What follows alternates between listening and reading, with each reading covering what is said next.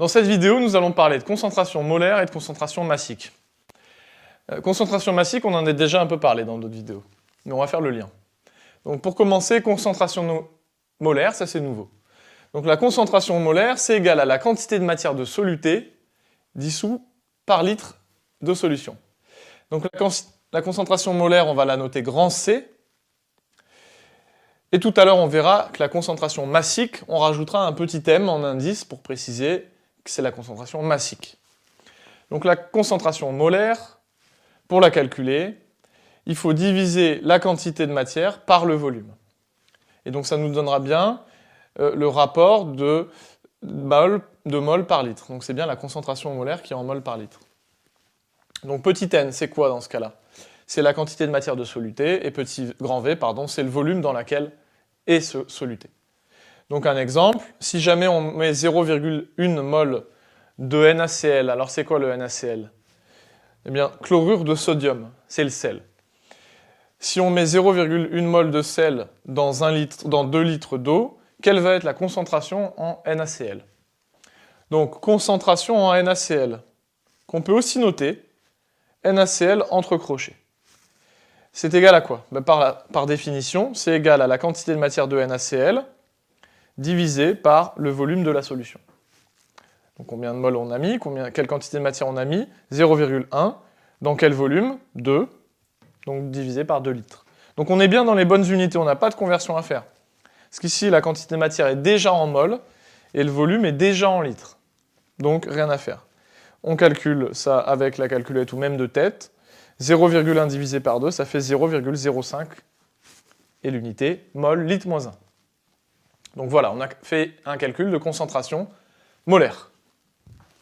Alors maintenant, grand 2, relation entre la concentration molaire et la concentration massique. Donc toi, ce que tu as besoin de savoir, c'est cette relation. La concentration massique, c'est égal à la concentration molaire fois la masse molaire du soluté. Démonstration. On va partir de la concentration molaire. Donc la concentration molaire, on l'a déjà vu, c'est la quantité de matière petit n divisée par le volume grand V. Maintenant, on va utiliser une autre équation qu'on a bien entendu, déjà vue aussi. On l'a déjà vue dans une vidéo précédente sur la quantité de matière. On a vu que la quantité de matière n, ça peut s'écrire comme le rapport de la masse sur la masse molaire. Donc voilà, on a une deuxième équation. Je vais utiliser cette deuxième équation, l'expression de n, et je vais l'injecter dans la première. Injecter, ça veut dire que je vais remplacer petit n ici par l'expression du petit n ici. Donc ça va donner quoi? Eh bien, grand C est égal à petit m sur grand M, la masse sur la masse molaire. Et puis il y a un V qui était là, au dénominateur, il y est toujours. Donc ça fait petit m sur grand M fois V. Et qu'est-ce que c'est ça, petit m sur V? Mais peut-être que tu te rappelles que la masse de soluté sur le volume de la solution, mais ça c'est la définition de la concentration massique. Donc je remplace petit m sur grand V par concentration massique, et il reste la masse molaire au dénominateur. Donc on atterrit avec la concentration molaire, c'est égal à la concentration massique divisée par la masse molaire. Si je manipule cette équation et j'isole la concentration massique, bien il faut faire passer la masse molaire de l'autre côté, et donc on obtient la concentration massique est égale à la concentration molaire fois la masse molaire. Exactement ce qu'on cherchait à démontrer. Alors, cette relation, on l'a démontrée, et est-ce qu'en plus elle colle au niveau des unités? Bien évidemment, c'est une équation, donc ces unités aussi doivent respecter l'équation. Donc l'unité de ce qui est à gauche doit être égale à l'unité de ce qui est à droite, et on va le vérifier.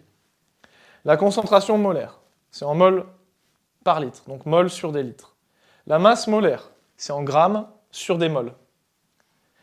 Est-ce que tout ça, c'est égal à l'unité de la concentration massique, c'est-à-dire des grammes sur des litres? Ben oui, parce que regarde, les mols vont se simplifier, et il ne restera plus que des grammes sur des litres à droite. Donc on a bien une égalité aussi au niveau des unités, ce qui est évidemment absolument nécessaire, et parfois c'est un bon moyen de vérifier que tes calculs sont bons, tu vérifies si ça colle au niveau des unités.